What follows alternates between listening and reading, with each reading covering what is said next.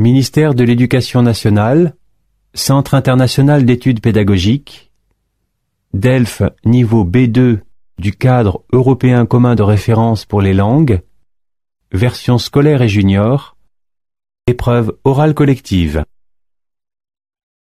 Exercice 1. Vous allez entendre 2 fois un enregistrement sonore de 5 minutes environ. Vous aurez tout d'abord 1 minute pour lire les questions. Puis, vous écouterez une première fois l'enregistrement. Vous aurez ensuite 3 minutes pour commencer à répondre aux questions. Vous écouterez une seconde fois l'enregistrement. Vous aurez encore 5 minutes pour compléter vos réponses. Lisez les questions, écoutez le document, puis répondez.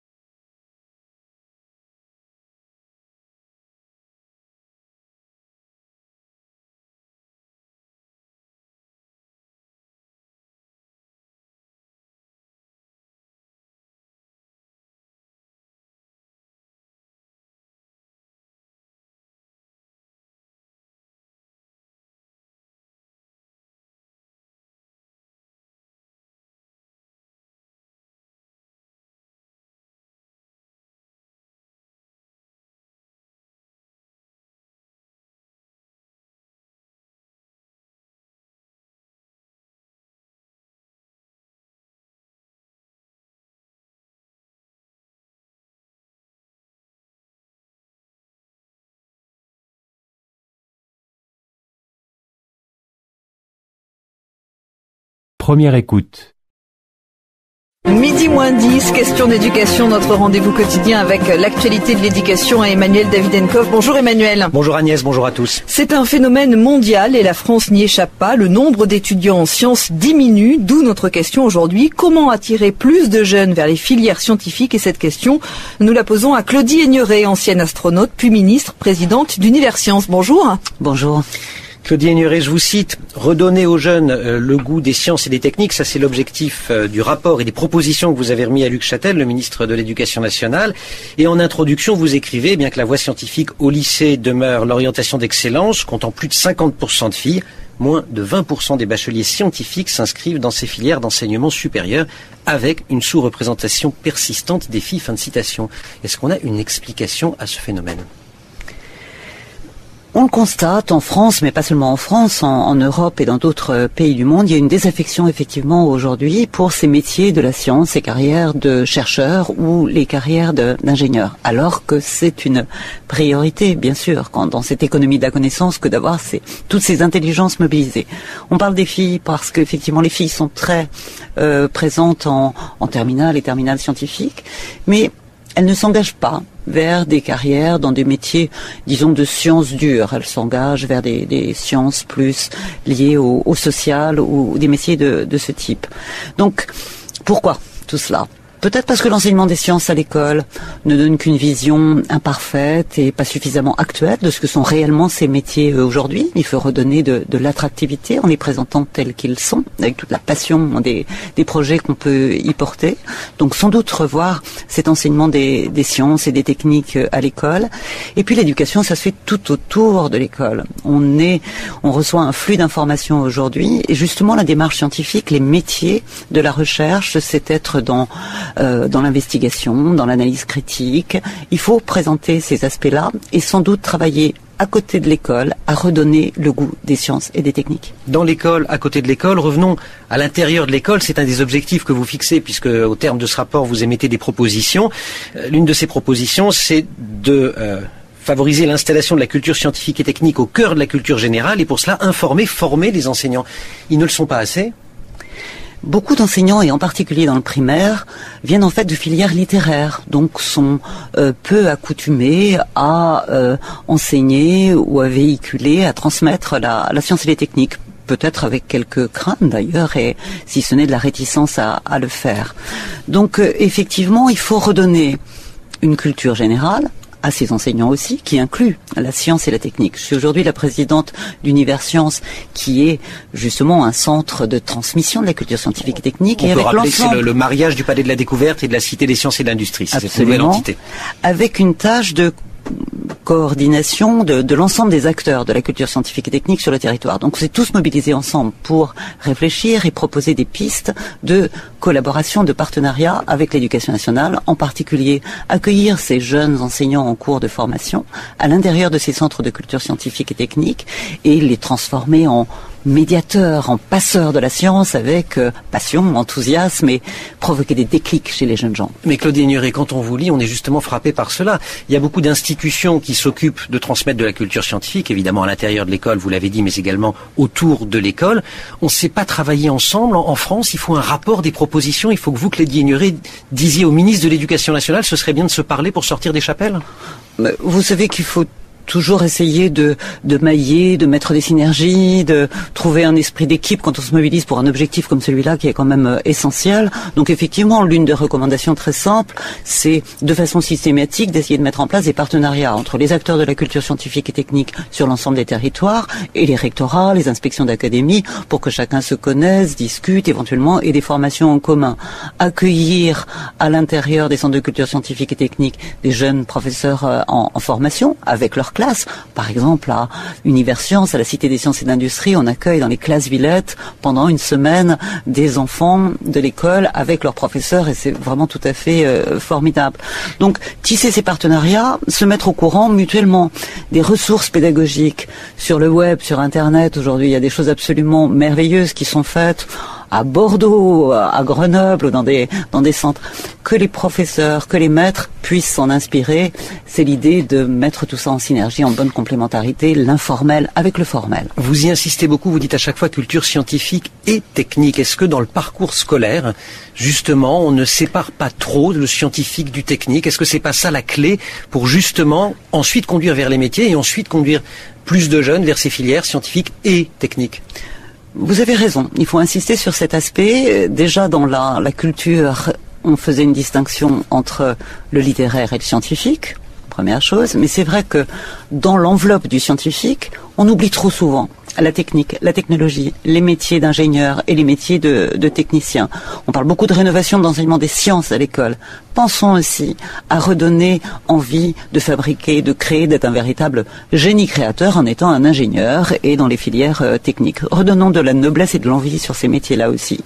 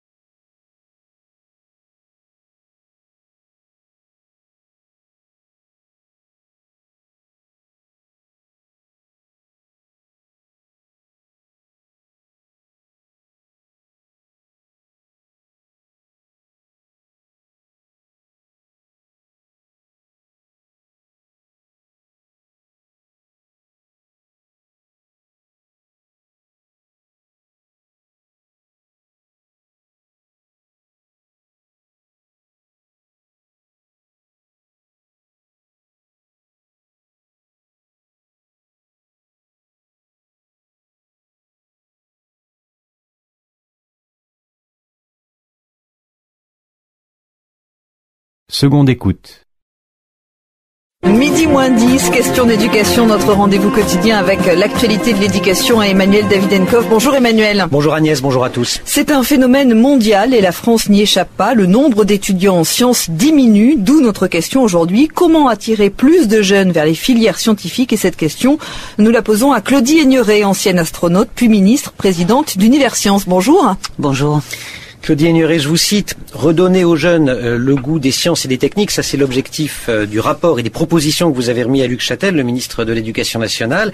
Et en introduction, vous écrivez, bien que la voie scientifique au lycée demeure l'orientation d'excellence, comptant plus de 50% de filles, moins de 20% des bacheliers scientifiques s'inscrivent dans ces filières d'enseignement supérieur avec une sous-représentation persistante des filles. Fin de citation.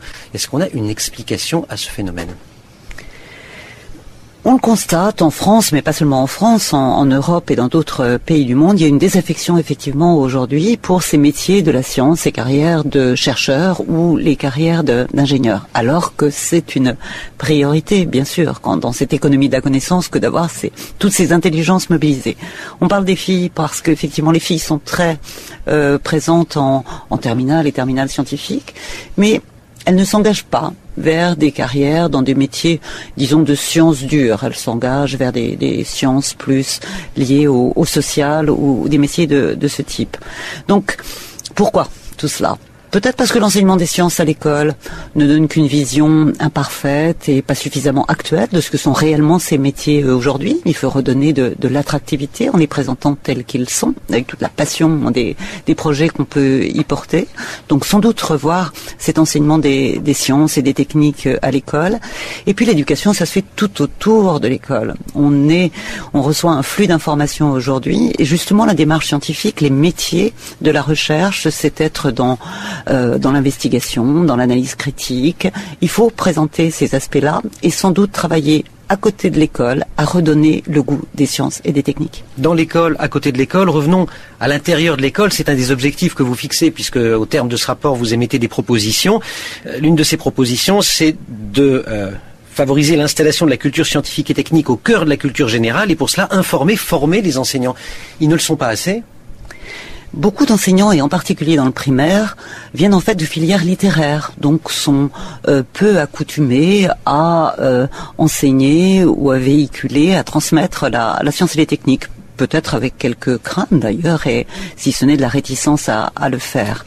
Donc effectivement, il faut redonner une culture générale à ces enseignants aussi, qui inclut la science et la technique. Je suis aujourd'hui la présidente d'Univers Sciences, qui est justement un centre de transmission de la culture scientifique et technique. On peut rappeler que c'est le mariage du Palais de la Découverte et de la Cité des Sciences et de l'Industrie. C'est cette nouvelle entité. Avec une tâche de coordination de l'ensemble des acteurs de la culture scientifique et technique sur le territoire. Donc on s'est tous mobilisés ensemble pour réfléchir et proposer des pistes de collaboration, de partenariat avec l'éducation nationale, en particulier accueillir ces jeunes enseignants en cours de formation à l'intérieur de ces centres de culture scientifique et technique et les transformer en médiateurs, en passeurs de la science avec passion, enthousiasme et provoquer des déclics chez les jeunes gens. Mais Claudie Aigneret, quand on vous lit, on est justement frappé par cela. Il y a beaucoup d'institutions qui s'occupent de transmettre de la culture scientifique, évidemment à l'intérieur de l'école, vous l'avez dit, mais également autour de l'école. On ne sait pas travailler ensemble. En France, il faut un rapport, des propositions. Il faut que vous, Claudie Aigneret, disiez au ministre de l'Éducation nationale, ce serait bien de se parler pour sortir des chapelles. Vous savez qu'il faut toujours essayer de mailler, de mettre des synergies, de trouver un esprit d'équipe quand on se mobilise pour un objectif comme celui-là qui est quand même essentiel. Donc effectivement, l'une des recommandations très simples, c'est de façon systématique d'essayer de mettre en place des partenariats entre les acteurs de la culture scientifique et technique sur l'ensemble des territoires et les rectorats, les inspections d'académie pour que chacun se connaisse, discute éventuellement et des formations en commun. Accueillir à l'intérieur des centres de culture scientifique et technique des jeunes professeurs en formation avec leurs classes. Par exemple, à Univers Sciences, à la Cité des Sciences et de l'Industrie, on accueille dans les classes Villette pendant une semaine des enfants de l'école avec leurs professeurs et c'est vraiment tout à fait formidable. Donc, tisser ces partenariats, se mettre au courant mutuellement des ressources pédagogiques sur le web, sur Internet. Aujourd'hui, il y a des choses absolument merveilleuses qui sont faites à Bordeaux, à Grenoble, dans des centres, que les professeurs, que les maîtres puissent s'en inspirer. C'est l'idée de mettre tout ça en synergie, en bonne complémentarité, l'informel avec le formel. Vous y insistez beaucoup, vous dites à chaque fois culture scientifique et technique. Est-ce que dans le parcours scolaire, justement, on ne sépare pas trop le scientifique du technique? Est-ce que c'est pas ça la clé pour justement ensuite conduire vers les métiers et ensuite conduire plus de jeunes vers ces filières scientifiques et techniques? Vous avez raison, il faut insister sur cet aspect. Déjà dans la culture, on faisait une distinction entre le littéraire et le scientifique, première chose, mais c'est vrai que dans l'enveloppe du scientifique, on oublie trop souvent la technique, la technologie, les métiers d'ingénieurs et les métiers de techniciens. On parle beaucoup de rénovation de l'enseignement des sciences à l'école. Pensons aussi à redonner envie de fabriquer, de créer, d'être un véritable génie créateur en étant un ingénieur et dans les filières techniques. Redonnons de la noblesse et de l'envie sur ces métiers-là aussi.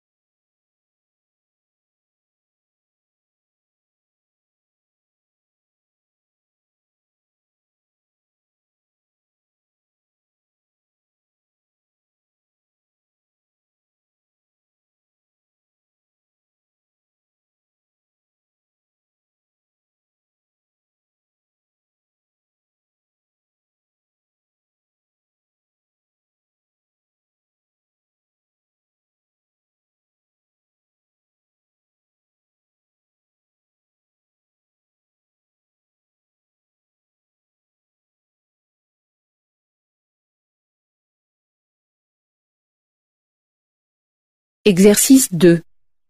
Vous allez entendre une seule fois un enregistrement sonore de 1 minute 30 à 2 minutes. Vous aurez tout d'abord 1 minute pour lire les questions. Après l'enregistrement, vous aurez 3 minutes pour répondre aux questions. Répondez en cochant la bonne réponse ou en écrivant l'information demandée. Lisez maintenant les questions.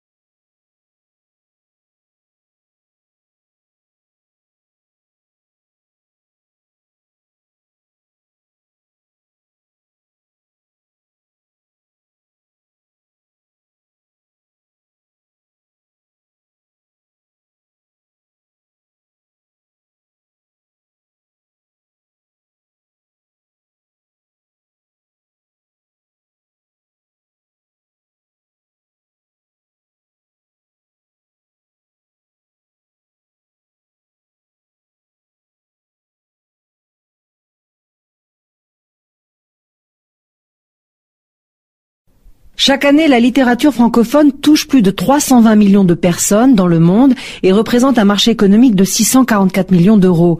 Acteurs essentiels de cette diffusion culturelle et linguistique, les libraires déploient dans de nombreux pays, francophones ou pas, une énergie quotidienne pour partager le livre avec le plus grand nombre. Réunis au sein de l'Association internationale des libraires francophones, qui fête cette année ses 10 ans, quelques-uns de ces passionnés ont participé ce week-end à un débat intitulé « Vendre des livres à l'étranger, quelle aventure !» Fabrice Piot, journaliste à Livre Hebdo, a animé cette table ronde où ont été évoquées et les stratégies et les difficultés. On a eu des expériences assez originales qui ont été citées, comme Thierry Milogo de la librairie Mercury au Burkina Faso, qui explique qu'il envoie ses libraires dans les salons de coiffure. Ça paraît saugrenu, mais en fait, il a une argumentation très cohérente sur le fait que le salon de coiffure est un endroit où on passe un certain temps, et donc on a du temps également pour lire. Et ce n'est pas si anecdotique que ça, parce que plusieurs libraires étaient présents. Il y avait une libraire du Chili, il y avait un libraire du Liban, et tous disent qu'en fait, oui, c'est pas toujours le salon de coiffure, ça peut être un autre type de commerce, mais le fait d'essayer d'aller trouver le client dans un autre lieu est un atout, un élément important pour développer une librairie à l'étranger. Face au recul de la langue française dans le monde, au développement de la vente du livre sur Internet, les libraires doivent donc multiplier les initiatives pour satisfaire les lecteurs, une mission encore plus difficile quand on s'installe en terre uniquement anglophone, le défi que réussit pourtant Jacques Bernard qui a ouvert le forum en Australie. Monter une librairie francophone, c'est déjà difficile. Alors dans un pays anglophone, ça l'est encore plus. Il se trouve que la France et le français a quand même le vent en poupe en Australie, malgré tout ce qu'on pourrait croire, et qu'il y a beaucoup d'amoureux de la France. Et donc on surfe un peu sur cette vague.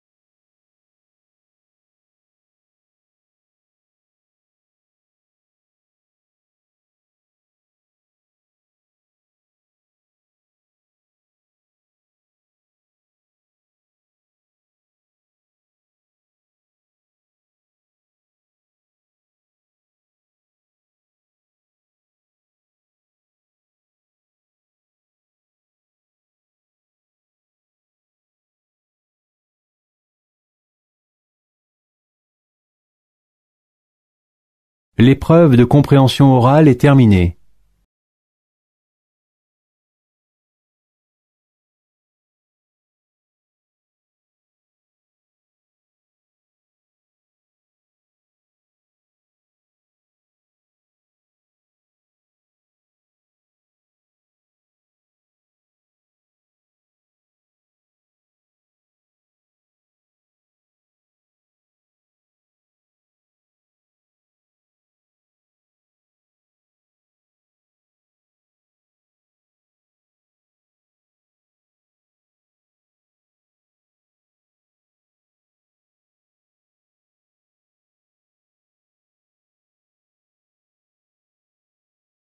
Midi moins 10, question d'éducation, notre rendez-vous quotidien avec l'actualité de l'éducation à Emmanuel Davidenkov. Bonjour Emmanuel. Bonjour Agnès, bonjour à tous. C'est un phénomène mondial et la France n'y échappe pas. Le nombre d'étudiants en sciences diminue, d'où notre question aujourd'hui. Comment attirer plus de jeunes vers les filières scientifiques? Et cette question, nous la posons à Claudie Aigneret, ancienne astronaute, puis ministre, présidente d'Universcience. Bonjour. Bonjour. Claudie Aigneret, je vous cite, redonner aux jeunes le goût des sciences et des techniques, ça c'est l'objectif du rapport et des propositions que vous avez remis à Luc Châtel, le ministre de l'Éducation nationale. Et en introduction, vous écrivez, bien que la voie scientifique au lycée demeure l'orientation d'excellence, comptant plus de 50% de filles, moins de 20% des bacheliers scientifiques s'inscrivent dans ces filières d'enseignement supérieur avec une sous-représentation persistante des filles. Fin de citation. Est-ce qu'on a une explication à ce phénomène ? On le constate en France, mais pas seulement en France, en Europe et dans d'autres pays du monde. Il y a une désaffection effectivement aujourd'hui pour ces métiers de la science, ces carrières de chercheurs ou les carrières d'ingénieurs. Alors que c'est une priorité, bien sûr, dans cette économie de la connaissance, que d'avoir toutes ces intelligences mobilisées. On parle des filles parce qu'effectivement les filles sont très présentes en terminale et terminale scientifique, mais elles ne s'engagent pas vers des carrières dans des métiers, disons, de sciences dures. Elles s'engagent vers des sciences plus liées au social ou des métiers de ce type. Donc, pourquoi tout cela ? Peut-être parce que l'enseignement des sciences à l'école ne donne qu'une vision imparfaite et pas suffisamment actuelle de ce que sont réellement ces métiers aujourd'hui. Il faut redonner de l'attractivité en les présentant tels qu'ils sont, avec toute la passion des projets qu'on peut y porter. Donc sans doute revoir cet enseignement des sciences et des techniques à l'école. Et puis l'éducation, ça se fait tout autour de l'école. On reçoit un flux d'informations aujourd'hui et justement la démarche scientifique, les métiers de la recherche, c'est être dans l'investigation, dans l'analyse critique. Il faut présenter ces aspects-là et sans doute travailler à côté de l'école à redonner le goût des sciences et des techniques. Dans l'école, à côté de l'école, revenons à l'intérieur de l'école. C'est un des objectifs que vous fixez puisque au terme de ce rapport, vous émettez des propositions. L'une de ces propositions, c'est de favoriser l'installation de la culture scientifique et technique au cœur de la culture générale et pour cela informer, former les enseignants.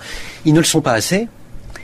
Beaucoup d'enseignants, et en particulier dans le primaire, viennent en fait de filières littéraires, donc sont peu accoutumés à enseigner ou à véhiculer, à transmettre la science et les techniques.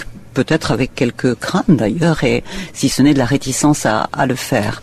Donc effectivement, il faut redonner une culture générale à ces enseignants aussi, qui inclut la science et la technique. Je suis aujourd'hui la présidente d'Universcience, qui est justement un centre de transmission de la culture scientifique et technique. On peut rappeler que c'est le mariage du Palais de la Découverte et de la Cité des Sciences et de l'Industrie. C'est cette nouvelle entité. Avec une tâche de coordination de l'ensemble des acteurs de la culture scientifique et technique sur le territoire. Donc on s'est tous mobilisés ensemble pour réfléchir et proposer des pistes de collaboration, de partenariat avec l'éducation nationale, en particulier accueillir ces jeunes enseignants en cours de formation à l'intérieur de ces centres de culture scientifique et technique et les transformer en médiateur, en passeur de la science avec passion, enthousiasme et provoquer des déclics chez les jeunes gens. Mais Claudie Aigneret, quand on vous lit, on est justement frappé par cela. Il y a beaucoup d'institutions qui s'occupent de transmettre de la culture scientifique, évidemment à l'intérieur de l'école, vous l'avez dit, mais également autour de l'école. On ne sait pas travailler ensemble. En France, il faut un rapport, des propositions. Il faut que vous, Claudie Aigneret, disiez au ministre de l'Éducation nationale, ce serait bien de se parler pour sortir des chapelles. Vous savez qu'il faut toujours essayer de mailler, de mettre des synergies, de trouver un esprit d'équipe quand on se mobilise pour un objectif comme celui-là qui est quand même essentiel. Donc effectivement, l'une des recommandations très simples, c'est de façon systématique d'essayer de mettre en place des partenariats entre les acteurs de la culture scientifique et technique sur l'ensemble des territoires et les rectorats, les inspections d'académie pour que chacun se connaisse, discute éventuellement et des formations en commun. Accueillir à l'intérieur des centres de culture scientifique et technique des jeunes professeurs en formation avec leur classe. Par exemple, à Universcience, à la Cité des Sciences et d'Industrie, on accueille dans les classes Villette pendant une semaine des enfants de l'école avec leurs professeurs et c'est vraiment tout à fait formidable. Donc, tisser ces partenariats, se mettre au courant mutuellement des ressources pédagogiques sur le web, sur Internet. Aujourd'hui, il y a des choses absolument merveilleuses qui sont faites à Bordeaux, à Grenoble, dans des centres, que les professeurs, que les maîtres puissent s'en inspirer.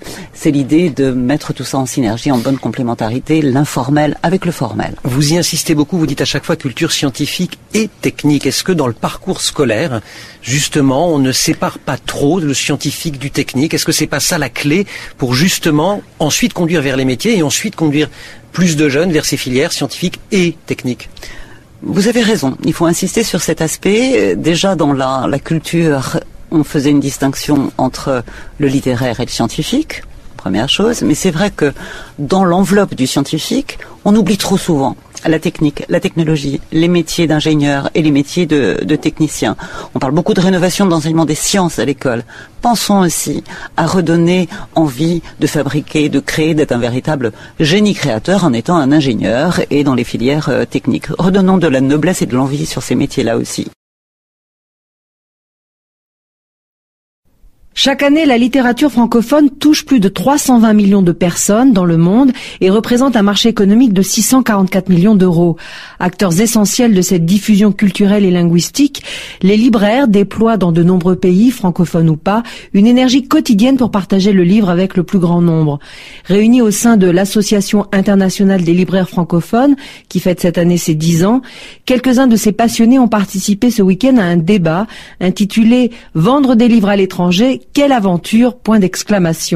Fabrice Piot, journaliste à Livre Hebdo, a animé cette table ronde où ont été évoquées et les stratégies et les difficultés. On a eu des expériences assez originales qui ont été citées, comme Thierry Milogo de la librairie Mercury au Burkina Faso, qui explique qu'il envoie ses libraires dans les salons de coiffure. Ça paraît saugrenu, mais en fait, il a une argumentation très cohérente sur le fait que le salon de coiffure est un endroit où on passe un certain temps, et donc on a du temps également pour lire. Et ce n'est pas si anecdotique que ça, parce que plusieurs libraires étaient présents. Il y avait une libraire du Chili, il y avait un libraire du Liban, et tous disent qu'en fait, oui, c'est pas toujours le salon de coiffure, ça peut être un autre type de commerce, mais le fait d'essayer d'aller trouver le client dans un autre lieu est un atout, un élément important pour développer une librairie à l'étranger.